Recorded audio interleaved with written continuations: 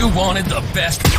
You've got the best podcast. The hottest podcast in the world.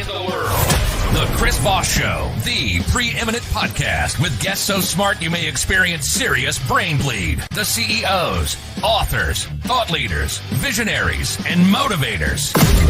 Get ready. Strap yourself in. Keep your hands, arms, and legs inside the vehicle at all times, because you're about to go on a monster education roller coaster with your brain. Now, here's your host, Chris Voss. Hi, folks. It's Voss here from thechrisvossshow.com. There you go, ladies and gentlemen. There, and lady sings it. That makes it official. I'm so glad after 16 years I don't have to sing that bit anymore, and we hired somebody to do it. Welcome to the big show. We, of course, have the most smartest people on the show, and we're going to be talking about artificial intelligence. We're going to be talking about Cold War 2.0, according to the author that we have on today, and all that great stuff. But in the meantime, refer the show to your family, friends, and relatives. Go to goodreads.com/Chris Voss, linkedin.com/Chris Voss, Chris Voss 1 on the Tickety-Tockety and all those crazy places on the internet. He is the author of the new book that just came out March 5th, 2024. It's entitled Cold War 2.0, Artificial Intelligence in the New Battle Between China, Russia, and America. George Takach joins us on the show with us today. He'll be talking to us about his amazing book. Everyone's talking about, oh my gosh, every day we've been dealing with some of the most interesting elements that are developing in our world, and AI, of course, is advancing at a pace that's totally crazy, and we're going to get into it with him and all the stuff that he does. He holds a bachelor degree in history, political economy, and philosophy from the University of Toronto, a graduate degree from the Norman Paterson School of International Affairs at Carleton University, and a law degree from the University of Toronto. For 40 years, he's practiced technology law at McCarthy Tetrault? I'm bad on my France. There you go. Canadian's premier law firm. He's written 3 books on technology, law, tech, commercial subjects. This is his first book for a general audience. And he also lives, who knew, in Toronto, Canada. Welcome to the show, George. How are you? I'm great. I'm really happy to be on with you, Chris.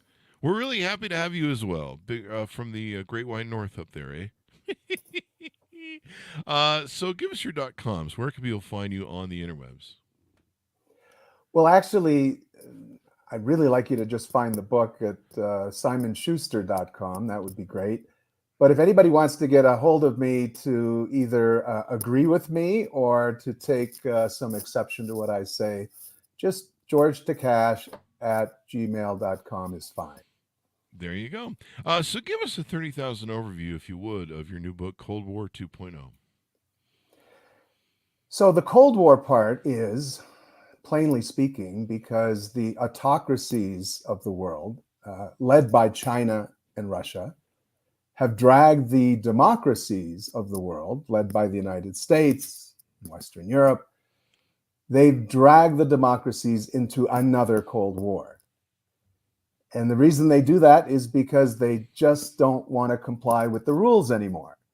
Mm. And, I was thinking, I'm a big Blue Jays baseball fan. Mm. And it's like if you started, the season and the first batter from the other team up to the plate brought an aluminum bat. and you ran out onto the field and said, well, hold it. You know the rules. You got to have a wooden bat. And the guy says, no, I'm not playing by those rules. And then when your manager turns to the ump and says, hey, ump, come on, call it on these guys. The ump takes off his mask, and isn't he the other team's manager's brother? So this is what's going on with the autocracies. There you go. Specifically Russia, Vladimir Putin, autocrat number 1, invading Ukraine, 2014. Takes over Crimea, when 20 years ago, Russia signed a treaty that said this land is specifically going to be part of Ukraine. So again, they don't care about treaties. They don't care about agreements. They rip them up. And then more recently, China is getting into the act. The South China Sea, huge body of water. And we have rules for how you figure out maritime rights. and the the way you draw those maritime boundaries. China comes in and says, "Nah, not interested in those rules. I'm just claiming 90% of this water for myself."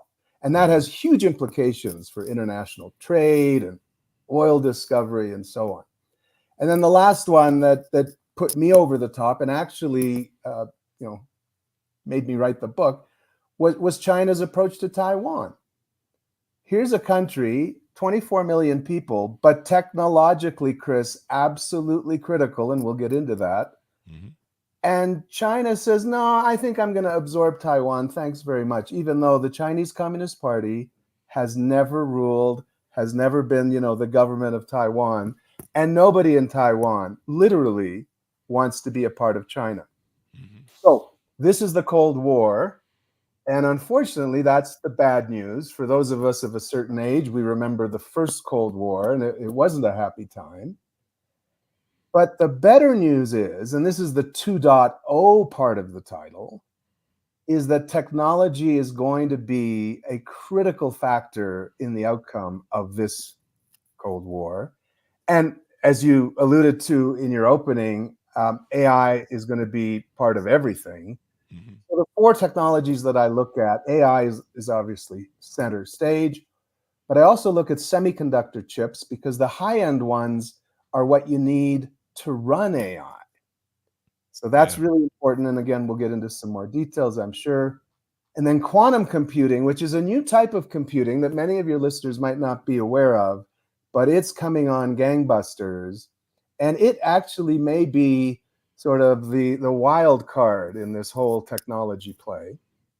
And then finally, biotech, because we're also using technology to change people. Our very evolution is being sort of turned upside down. So those are the 4 biggies that the book looks at and figures out, okay, how's that going to work with this Cold War rivalry? Mm-hmm. And the good news, and I'll end on this, the great news is the democracies do innovation and do technology and do these 4 technologies way better than the autocracies.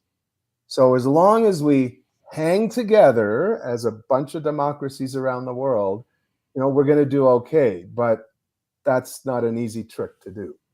Definitely. I mean, we're seeing, we're seeing the fallback in, pending what we have with the election coming up. I mean, if Trump were to win, we'd see probably a closing off of, we see an isolationism or a nationalism of our policies. We probably would. I was watching Mitt Romney talk about how we would probably lose our place as a leader in the world.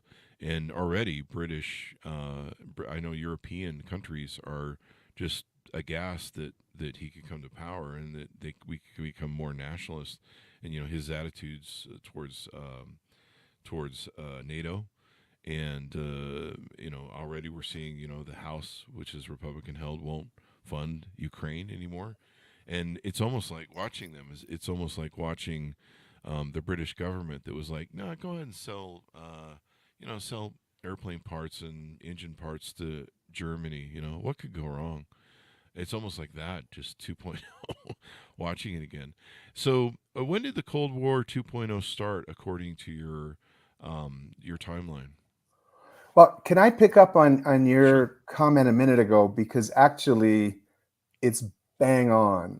And the example I'm going to use is semiconductor chip technology, which semiconductor chips, they're tiny, but they're actually the most important device that humans make nowadays, because anything around you, on you, your smartphone, your watch, your car, if you're in the military, your missiles, your tanks, everything contains these tiny, tiny semiconductor chips. And frankly, they're really hard to make. And the United States is great at designing them. You've probably followed NVIDIA recently. They are knocking it out of the park, to use another baseball analogy, because they're making the chips that run AI. But AMD is right up there as well, another American company. Apple makes its own chips. So those chips are designed in California, but, and here's the big but, they're actually manufactured in Taiwan. by a company called TSMC, Taiwan Semiconductor Manufacturing Corporation. But here's the other thing. TSMC in Taiwan, the big machine that it uses to make those chips actually is made in Little Netherlands in Europe. Oh, wow. Of all places. It's the most complex machine in the world. Each one costs about 500 million bucks US.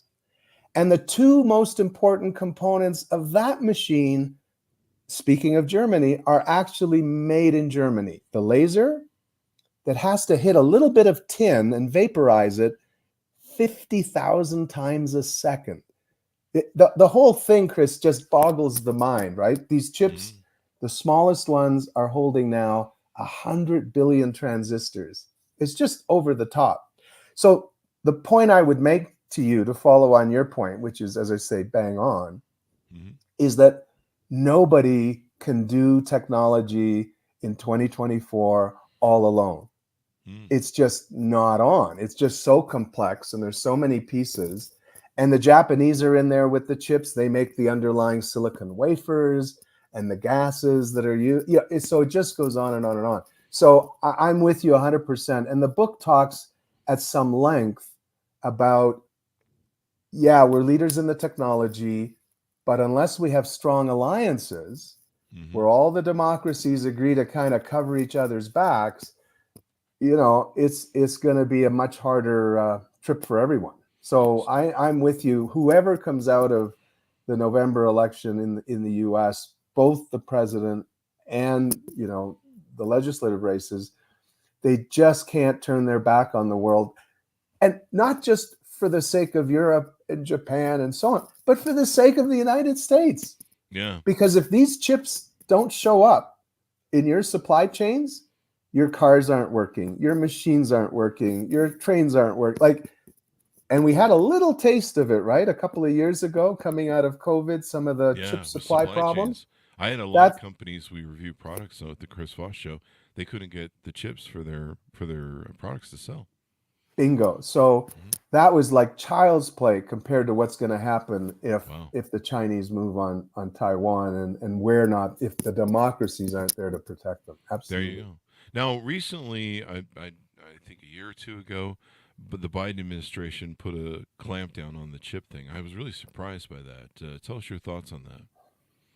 Yeah, I think, when I considered 2022 and what happened in the international sphere of real importance, two things happened.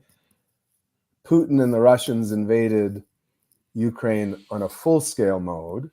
That was in February. But in October of 2022, again, you're bang on, Chris, the Biden administration brought in a very sweeping law that said chips of a certain performance level, I won't get into all the technical details, but basically the high-end chips and the machines that make them, to my earlier point, those can no longer be sold to China. And this is huge. And frankly, the Chinese are up in arms because they import, and used to import, hundreds of billions of dollars worth of this stuff. And without it, your military becomes second class, your economy becomes second class. And so what Biden's doing, and it makes so much sense, is, hey, in the democracies, we shouldn't give the autocrats the rope with which to hang us. That would be madness. And so, kudos to Biden. Now, to be fair, Trump started a bunch of that as well during his 4 years. But Biden made it much more sort of broadly effective. And it's not just the chips, again. It's without those chips, you can't do the leading edge AI. And right now, the democracies are probably 5 to 7 years ahead of the Chinese on AI. And AI is going to be the defining technology of this century. So really important stuff. Yeah, and whoever leads AI, I think, wins. Wasn't it Putin that said something like that? Was it Putin? Yeah, I have a quote in the book from Putin. He's talking to some high school kids, and he says exactly your phrase. He says, this AI race is going to be critical, and whoever leads an AI can, rule the world. What's fascinating, though, and just let me take a minute on this, because particularly people in your audience who work as engineers or in the science fields and so on, the way that the democracies do science and do technology and do innovation, sort of ground up, you kind of back an entrepreneur, you back a university professor with a spin out company, you bring in venture capital, maybe private equity, and then you take them public. That model, which doesn't exist in the autocracies, is golden.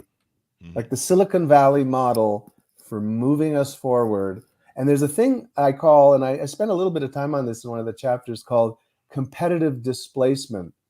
Now, do you remember when the Sony Walkman, the Discman was all the rage, and then along came the iPod, and I was almost in tears with the iPod. It was so small, it didn't skip when you jogged with it, and you could navigate your playlist and so on. So that's competitive displacement. The iPod, within 7 months, Discmen were like decimated, and that's frankly the beauty of the free market system working, within a democratic environment. In the autocracies, the problem for them is that the autocrat, so Putin in Russia, Xi Jinping in China, they pick one winner, the Discman, and then they ride it. And when along comes the iPod, they say, no, we're going with the Discman. In the case of Putin, it's because he gets probably 15% off the top, so he's lining his own pockets. And so our ability to create new tech, new innovation is really second to none. And so if we can blend that in with this none of us is as strong as all of us approach to the world, will prevail in Cold War II, just as we actually prevailed in Cold War I. Let's hope so. It's the importance of those ideas, and this is very topical. Just this morning, it came out across the wire that China has announced it's phasing out AMD Intel chips from government computers, according to the Financial Times, and they're basically trying to force their own systems to make up for these things and develop their own sort of chip thing. I know it seems like I read something a few days ago too that they're actually trying to move away from the OS. I think they're not going to use Microsoft and other OSs as well. Talk to us about that if you're familiar with the latest news on that. Yeah, so the last chapter of my book talks about a technology decoupling. So I'm not talking about 100% of the merchandise from China that you find in a Walmart.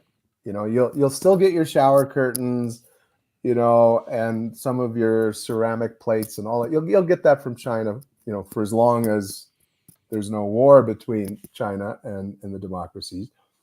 But what you'll see more and more and more of is this decoupling on the technology side. So exactly what you said, in response to the Biden policy of prohibiting chips and chip making equipment from going over to China, China has reciprocated, but very gingerly, actually, because they're shooting themselves in the foot every time they say no more Intel or no more AMD and so on and so forth. The interesting decoupling, though, Chris, that's going to be fascinating to watch is TikTok. Because TikTok is owned by a Chinese company.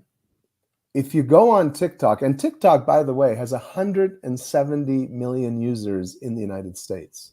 So this is a big app. It's really given, YouTube, short reels, and so on, Instagram a run for the money. But frankly, if you go on TikTok and look at the videos that are there, a lot of them are put there by the Chinese government, and they're just blatant propaganda.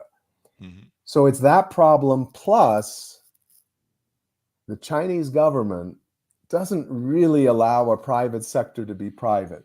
Everybody in China has to kowtow to Beijing. So if they want to find out about Chris Voss because he's on TikTok, guess what? They get to look at your preferences, what sort of stuff you like, so that they can start feeding even more specific propaganda into, Chris Voss's feed. So the House of Representatives a week or so ago passed a bill that would require TikTok to either be divested to sort of a non-Chinese owner or shut down. And I think that's absolutely the right, decision to make. And it's really just tit for tat because you can't get Google, you can't get Facebook, you can't get Instagram in China. So this decoupling is going to happen. And what I predict in the book is that over time, our technology and our technology environment is simply going to be more, is going to be superior to theirs. And at some point, I'm hoping that the way the Soviet Union fell apart, China will ultimately, the people will rise up and say, look, this is madness. They've got a cure for cancer over in the United States and we don't get access to it and so on. And that in 30, 40 years time may well bring a regime change in China to something, more like a democracy. Yeah, and let's get into that. You mentioned about how they put their thumb on the scale and they don't allow private industry to thrive. We saw that but most people were seeing it that knew what was going on was China was cheating their GDP numbers by building just crazy housing and commercial centers, and they're building whole cities that were sitting empty, and everyone knew they were cheating their GDP to make it seem like there's a lot of growth happening. And they've hit two walls. One is they're generationally declining now. So they're starting to enter what like Japan has been going through with their population. And that one child policy definitely really screwed the pooch on them for all the years they were doing it. And then recently, and you may not have been able to address this in the book, because I know a lot of times you guys have to go to publish about a year before. There's the collapse of the housing market, which they kept putting their thumb on to discourage private enterprise and try and control it, and they end up just botching the whole thing. And now the stock market has lost what $6 to $8 trillion or something like that. They're trying to patch the hole on. How do you see that playing into what you talked about in the book, since that's probably newer news? Yeah, in the chapter that I talk about China, I do talk about the menacing part because everything, again, Chris, you're way up to date. Everything you said is bang on. But set against what you just said, you also have to add, we've seen from China the biggest military buildup in human history. Even with all the economic difficulties that they currently have, they're still increasing their defense budget next year by 7.2%. Yeah. They currently have the largest navy in the world by number of vessels. Now, the U.S. is still ahead in terms of raw tonnage because the Americans have the huge aircraft carriers. They're building nuclear missiles at a frantic pace. So even with their economic troubles, they're doubling down on the military. But to your point, in that chapter, I do talk about the difficulties that China's having, particularly on the economic side. And the one that I think is one to really keep a sharp eye on is the population collapse. Yeah. I mean, you mentioned the one-child policy. Well, what a mistake that was. You need 2.1 children for a couple to get to, replacement numbers, because some kids die, so that's the 0.1. And they're at about 1.3. And by the end of the century, they could be at something like 550 million from 1.4 billion. Like it's an amazing decline, which is why in the book, in the biotechnology chapter, and this is the only time in the book that I talk speculatively. The stuff that I'm saying about AI and quantum computing and the chips, that's today. That's not science fiction 2050. That's here and now. But the one that I think is one to, as I say, keep an eye on, and you heard it here first on the Chris Voss Show, ectogenesis. ectogenesis, an artificial uterus, where if the Chinese government can't convince women to have babies, there's two ways to go. There's Margaret Atwood's A Handmaid's Tale. If you remember, it was made into the movie, the television series, and so on. But the other approach is the government simply starts making people itself. And I talk in the book that we actually have all the pieces. It was actually a medical practitioner scientist in Philadelphia a couple of years ago that built such a device for lambs, so still for animals, but it kept the animals alive, as it were, as they were gestating. So don't discount that sort of a response, because that kind of a population decline is so drastic that if you're Xi Jinping and ultimately, you want to be one of the two big superpowers in the world, I wouldn't be surprised if he turned to something like that. And what I say in the book is we certainly don't want to participate in any of that. To your point, we have to cut off, any flow of our biotech capability to China when they start mucking around with that stuff. Now, interestingly, we might pick it up as well. Our birth rates are dropping pretty dramatically as well. South Korea is down to 0.8. Like it's really like all over the world. But the way the autocrats will deal with it is just scary. Yeah. I was listening to, I don't know if you followed his stuff, Peter Zehan. I'm not sure if I'm pronouncing that correctly. He wrote the books The Accidental Superpower and The End of the World is Just Beginning. And he was on Sam Harris's show. And he was talking about the generational decline and some of the factors you're talking about. He was saying Germany's going to pretty much cease to exist as a country with their generational declines. Everyone's declining. And, of course, we have these huge populations that are going into the with the boomers and the big retirement generation, but the brain drain that comes from that, the ability to come up with new ideas, new possibilities, he seemed to suggest that America has the best lead on that, but Europe, of course, will be in a future danger. I think I was reading in Europe. I think it's in Britain. Basically, I think 50% of the women of childbearing age over 30 are single, which means they don't have good prospects to have families and kids. They're single with no kids, and that's like half the population. And we're already seeing that here in America, where people aren't making families, they can't afford to buy houses. There's a whole set of cards that play into that, but. So it sounds like you've done some factors where there's measurements that you're using on population growth that you've talked about in your book and how that impacts this whole thing. Yeah.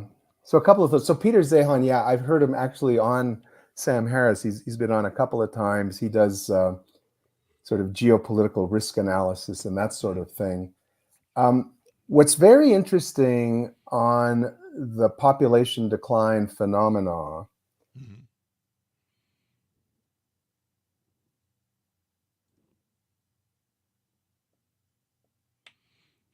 George, if you can hear me, I think you locked up on your end.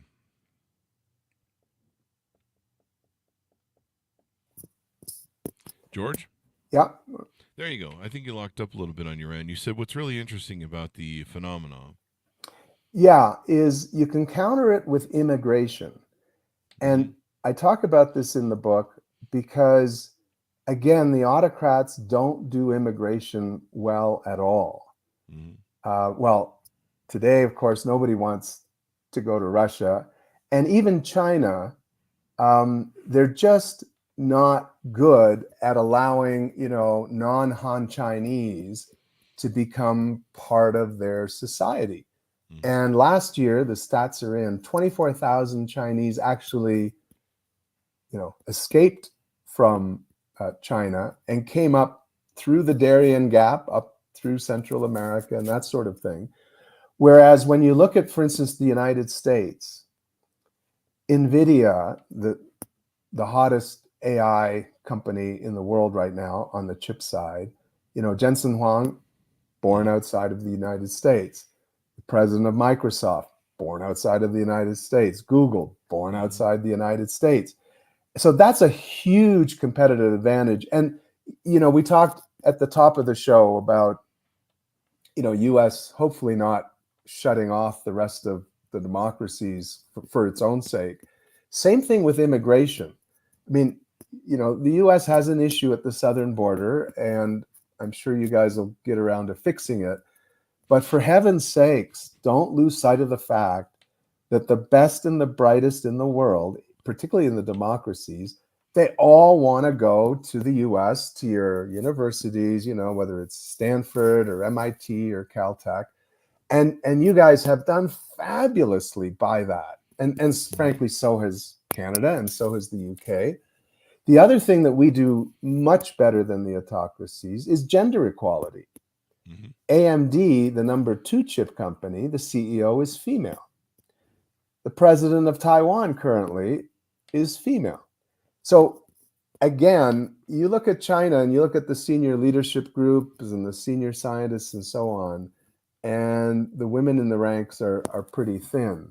So there really are some strengths to our system. So coming back to, the population decline issue, immigration is going to be a very important part of that.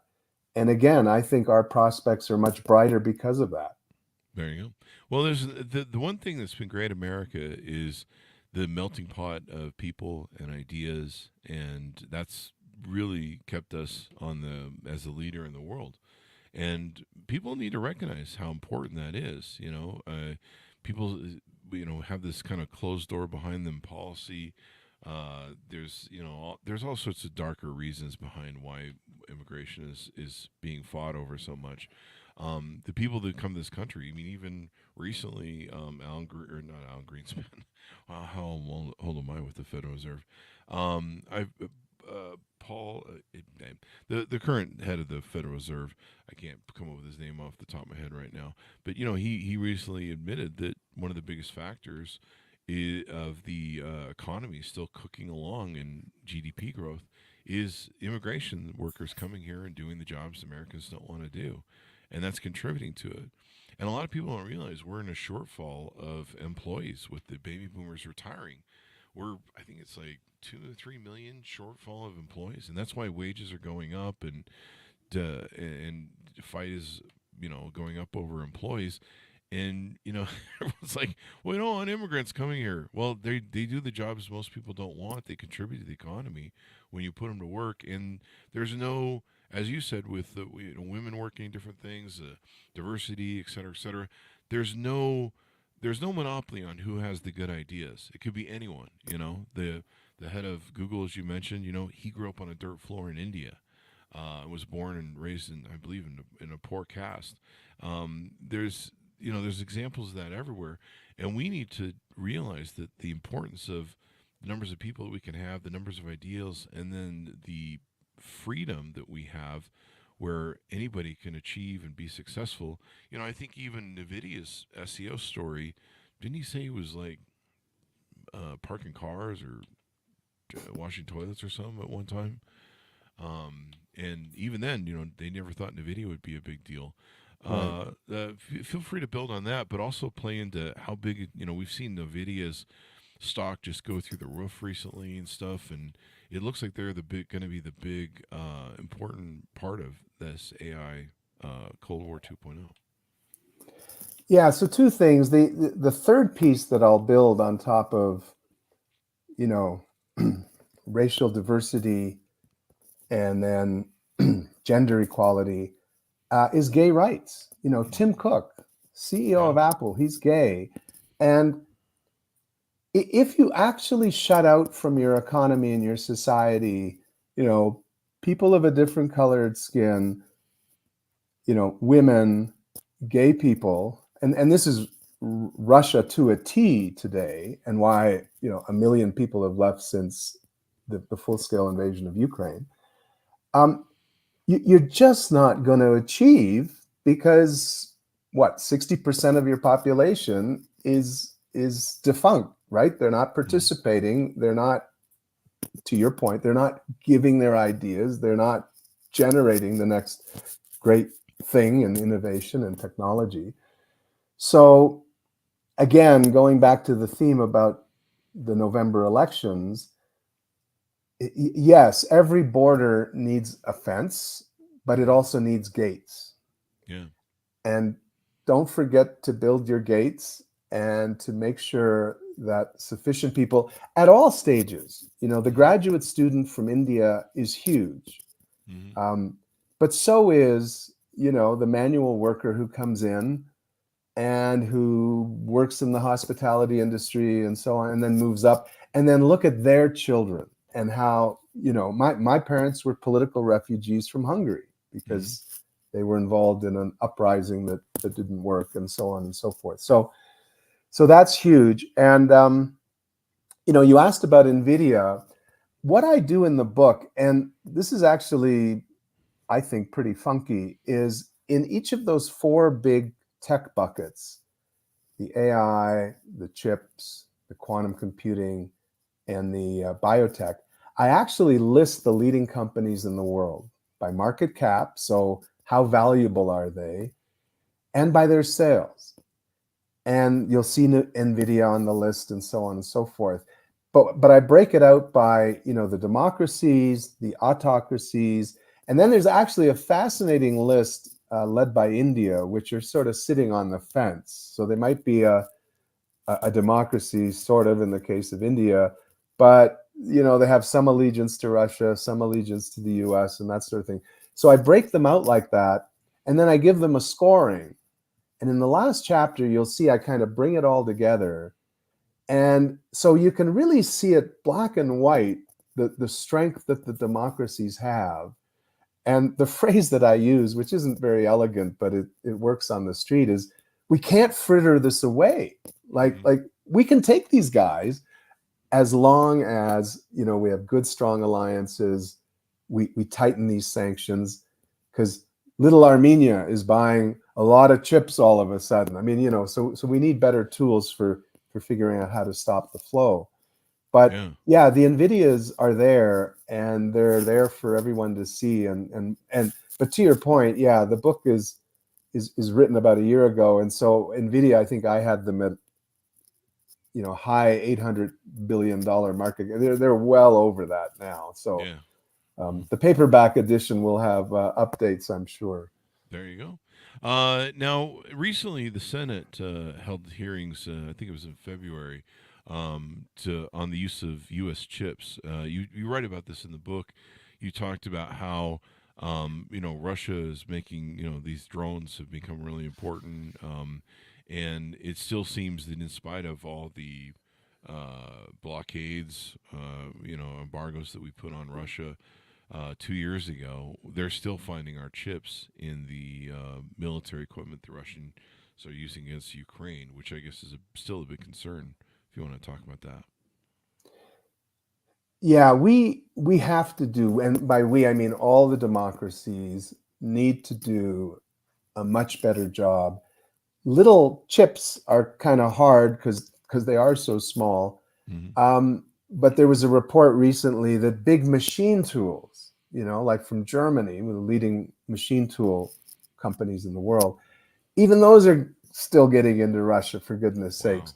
And what I sometimes suggest on this sort of a topic is that the answer is actually more technology. So build into those machine tools, a drop-dead device that's either geolocated, or that once a week, it has to ping back to the factory.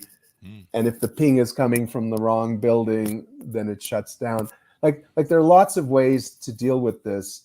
And frankly, a slap on the wrist to the corporate sector for not wanting to do this badly enough, because they're losing sales. So I get it. They're going to lose some money. But hey, fellas, you got to play ball, because frankly, and this is why I wrote the book, I mean, this is really serious stuff. Like if we see Putin successful in Ukraine, if we see China successful in absorbing Taiwan, those are going to be very, very bad moments in the history of democracy. One of the things that'll happen, Chris, in my view, Mhm. is about 30 countries will rush to acquire nuclear weapons. Wow. Because if the current global security system, which the US is a huge part of, I talk about the US as the indispensable democracy, Mhm. and you are. Yeah. If you're not gonna, feed weapon systems to Ukraine, not a single American has died in that war, by the way. Like this is actually a really good deal. You Mhm. get to blunt Putin for 5% of your annual spend on defense, and no American is coming home in body bags. This is actually not a really good deal. But if you can't get up to that, and if you let Taiwan fall into the hands of the Chinese, if I'm Japan, if I'm South Korea, if I'm Brazil, if I'm Australia, like all these countries are going to rush to get nuclear weapons, because what North Korea has taught us is that nuclear deterrence still works. I mean, it was a Yeah. big part of Cold War I. It's still a big part of Cold War II. Yeah, and even Putin is still threatening it from time to time. In Yes. fact, it just came out that in 2022, the Pentagon was ready for evidently there was something up with Russia and putting out a dirty radioactive bomb or a small nuclear bomb in Ukraine.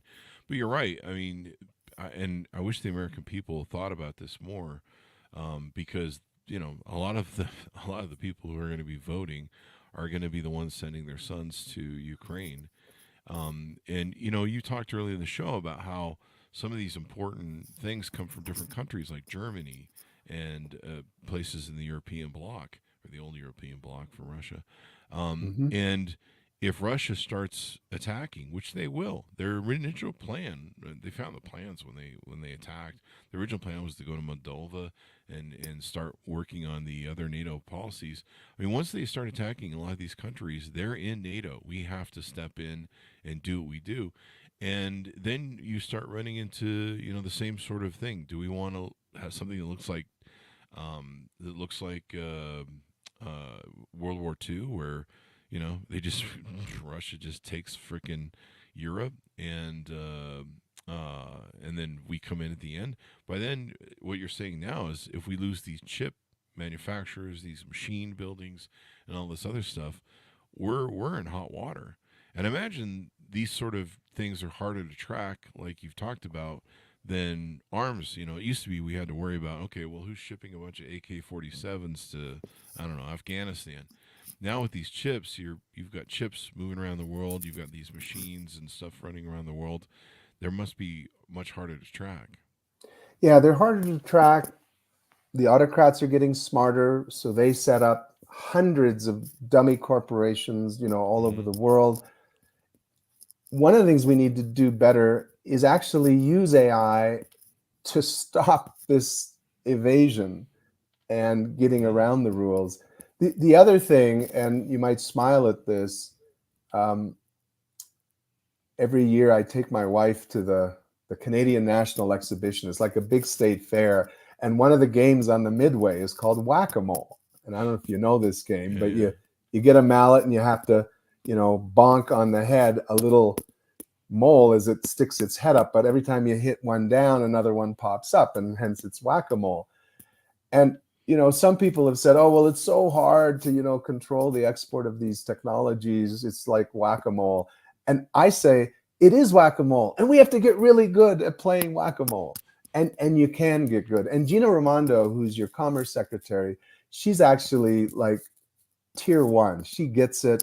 She's working her team really hard on it. But it is hard. And but it's for the long run. Like, shutting out Russia is not going to just be a couple more years. I think we're talking the first Cold War took 40 years to resolve. So Yeah. we've got to get better at this because our tech is so valuable. But, I'll end on this in terms of the leakage. It came out last year.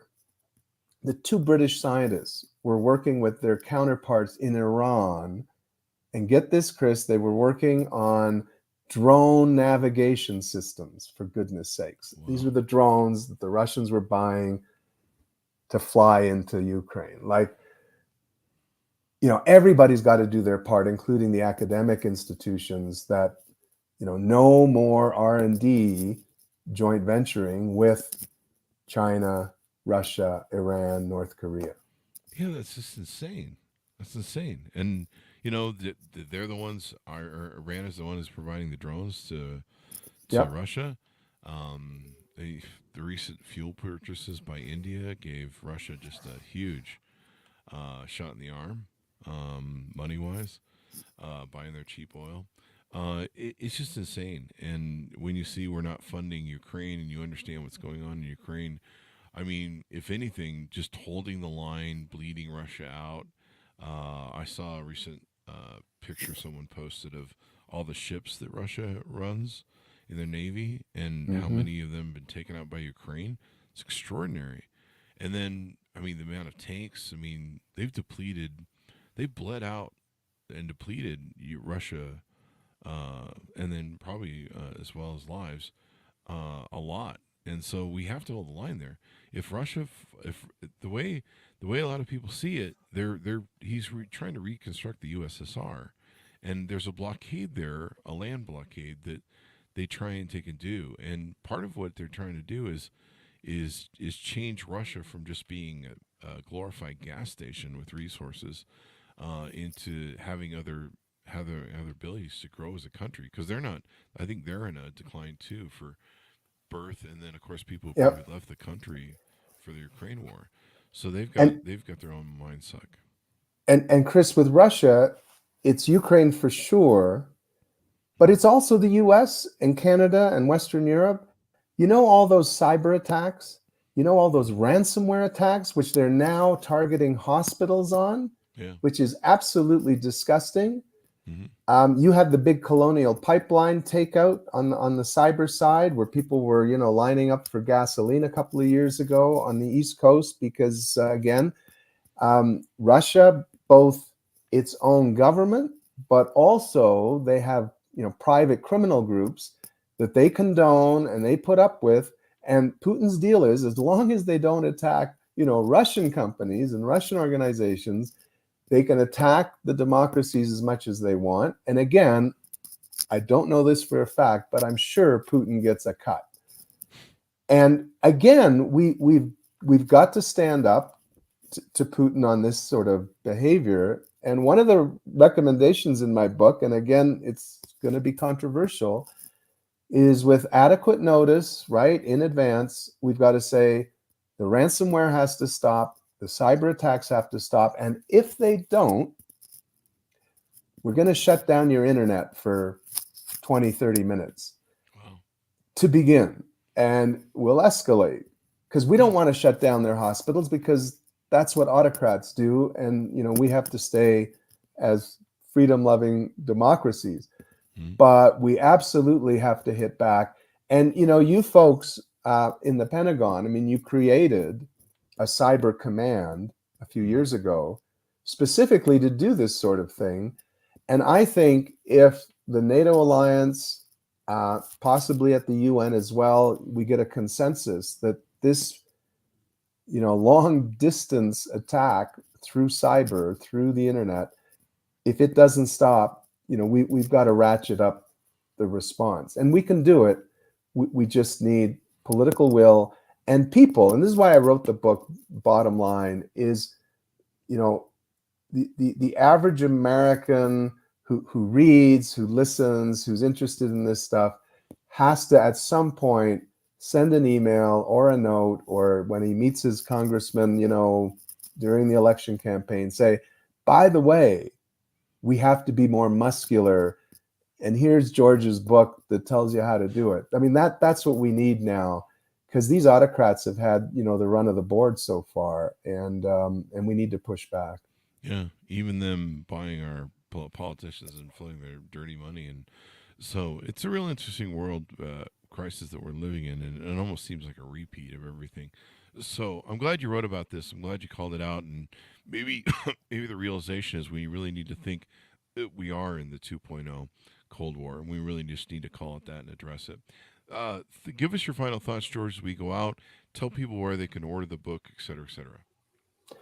Well, it's in all leading bookstores, but you can also get it online, Amazon, Simon Schuster, Kobo, depending on what you loot. It's in indie bookstores now as well, so it's pretty easy to get a hold of. And as I said at the top of the show, George Takach, so GeorgeTakach @gmail.com. If you have questions, comments, you want me to come and speak to your Rotary group about these sorts of things or what have you, I'd be delighted to do that. There you go. Thank you very much, George, for coming to the show. We really appreciate it. Thanks, Chris. Real pleasure. There you go. Order up the Bye-bye. book, folks, wherever fine books are sold. It's called Cold War 2.0, Artificial Intelligence, the New Battle Between China, Russia, and America, out March 5th, 2024. Thanks for tuning in, everyone. Be good to each other. Stay safe, and we'll see you guys next time.